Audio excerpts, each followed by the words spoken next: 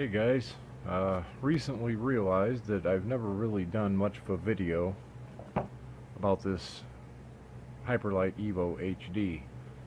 This frame is intended to be used with the Connex HD video system. That's why it's larger than the normal Hyperlite EVo. Has the sloped rear end. This one has a large, long, elongated body on the gives you a lot more room to put stuff in there. So anyways, it's definitely the fastest overall with GemFan 5152s when it's warm out.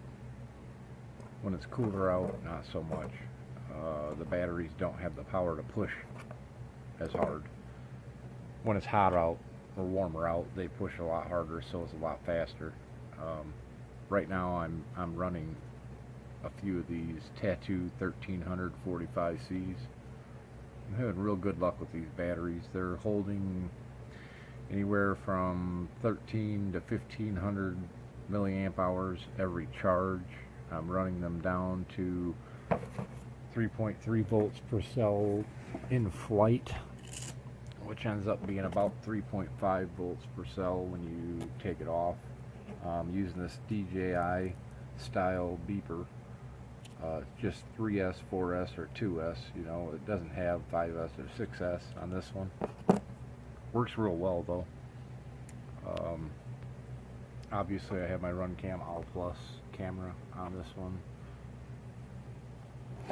Inside we got a Maytech V3 power distribution board and SP Racing F3 flight controller.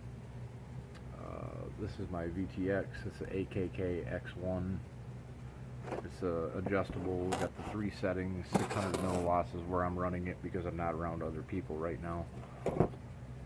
It seems to be real good. I just got this new antenna today. We're going to see how that works.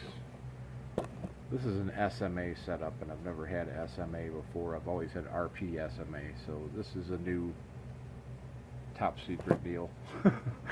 Anyways, underneath of my VTX is my IA6B. It'd be really hard to see that in there. Hey, there we go. Have some light. There you can see the board right there in the center. It runs this way, kind of at an angle, and it sits up on top of the back of my flight controller. As you can see, right in this area here is where all the pins are at, and I've removed most of the pins except for what's needed up in here for iBus. There's 3 pins that are used for iBus, and that's all I've got on that particular IA6B, just those 3 pins. So then I covered it with liquid tape, liquid rubber, and stuck it in there, and it's actually rubber banded down to the lower wiring harness. It's sort of hard to see.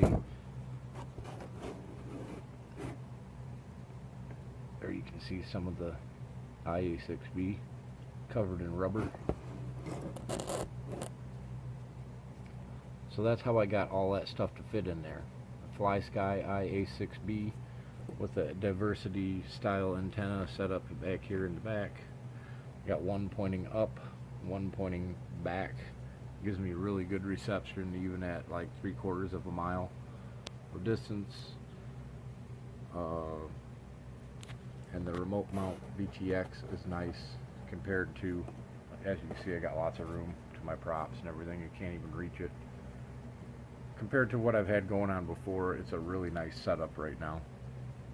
The props I'm running on it currently are Cyclone V1s because it's very cool outside. It's been floating between 40 and 60 degrees here in Illinois, and at that point my motors, they're GART 2300 QE 2205C motors. I'm running those on DYS XS 20 amp opto ESCs that are nestled up in here right next to the frame on each end, and wrapped with tape and then covered with liquid rubber. So my wires going from the motor to the ESC, none of that stuff is exposed. It's all covered in liquid rubber on every arm. So there's just a tiny bit of wire sticking out. If I want to, I can peel all that right off because there's tape underneath of it. It won't hurt anything. But it's nice, it's solid, it's very durable. I crashed this a lot and I'm very rough on it. So yeah, all around when it's cool out and you don't have a super strong battery in, Cyclone V1s seem to be the best on it. 5038s are really easy to fly. I mean, super easy, like child's play, but they're slow. Fairly slow. The Cyclone V2s are good, but they won't rev out like these Cyclone V1s when it's cool out. Also,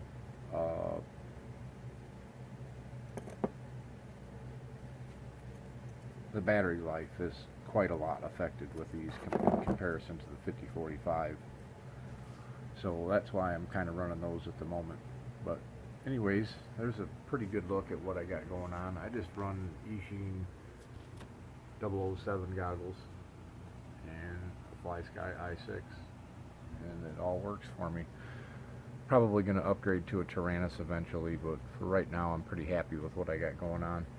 Probably going to be switching these motors out and ESCs out and putting the Racer Star motors and ESCs on here once they finally get here. Been waiting on those for a while, but yeah, this stuff will probably go back on my Wizard at that point.